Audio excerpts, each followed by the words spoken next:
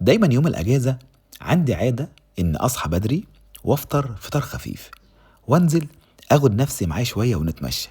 قامت نفسي جابت نفسها وتمشوا معايا، خدتهم وقلت يلا بينا أفرجهم على جمال الطبيعة والزرع والخضار اللي في كل حتة. المهم خدتهم واتمشينا واتكلمنا بحاجات كتير قوي. اتكلمنا عن مستقبلنا وحياتنا ومشاكلنا وأحلامنا، واتبسطت قوي إن نفسي فهماني وفاهمة دماغي. بس للأسف الفترة دي نفسي مريحة شوية ومأنتخة على الآخر. إيه وأنا قاعد ومستجم سمعت صوت دوشة وزمامير، وإحنا مش متعودين نسمع الأصوات دي هنا. قمت واخد نفسي معايا وقلت لازم أوصل لمصدر الصوت لحد ما لقيت المنظر ده. زي ما قلت لكم أنا كنت ماشي في أمان الله وسمعت صوت غريب جاي من بعيد، صوت مواتير قديمة على صوت جرارات زراعية. بس لما وصلت هنا لقيتهم مش أي جرارات، دي جرارات قديمة جدا جدا، حاجات كده تحس إنها طالعة من فيلم أبيض وأسود. بصراحة المنظر جميل جدا، لأنك تحس إن كل جرار فيهم عنده شخصية، في الصغير في الكبير وفي أحجام صغيرة جدا جدا أنا أول مرة أشوفها.